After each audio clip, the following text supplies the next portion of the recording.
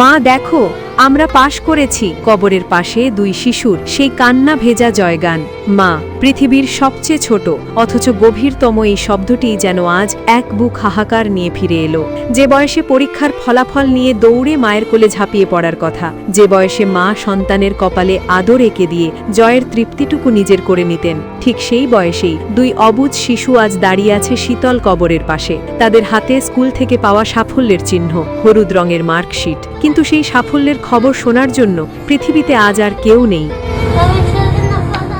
Social মিডিয়ায় viral হওয়া ভিডিওটিতে দেখা যায় দুই শিশু পরম মমতায় মায়ের কবরের সামনে দাঁড়িয়ে চিৎকার করে বলছে, মা দেখো, আমরা পাশ করেছি। তাদের কণ্ঠস্বরে আনন্দ ছিল, ছিল সাফল্যের গর্ব। কিন্তু সেই সাফল্যের ভাগিদার হওয়ার জন্য কবর থেকে আর কোনো সাড়া এলো না। স্কুল থেকে তারা সরাসরি ছুটে এসেছে প্রিয় মায়ের কাছে, যেন মায়ের দোয়া না পেলে এই জয় তাদের কাছে অপূর্ণ।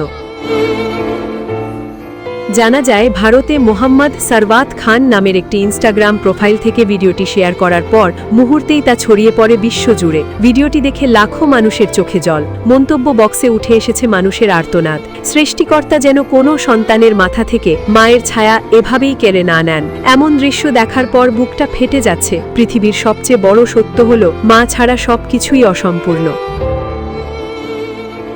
মা না থাকলে পৃথিবীটা শুধু ফাঁকা নয়, এক অতল শূন্যতা তৈরি হয়। ঘর থাকে কিন্তু মায়ের গলার আওয়াজ থাকে না। সাফল্য আসে কিন্তু সেই জয়ের কপালে টিপ পরিয়ে দেওয়ার মতো শীতল হাতটি আর থাকে না। তবু সন্তানের ভালোবাসা থেমে থাকে না। মাটির নিচে ঘুমিয়ে থাকা মাকেও তারা খুঁজে নেয় হৃদয়ের গভীর থেকে। কারণ মা আসলে কখনো দূরে যান না, তিনি থেকে যান সন্তানের প্রতিটি নিঃশ্বাসে, প্রতিটি সাফল্যতায় এবং প্রতিটি অশ্রুসিক্ত প্রার্থনায়।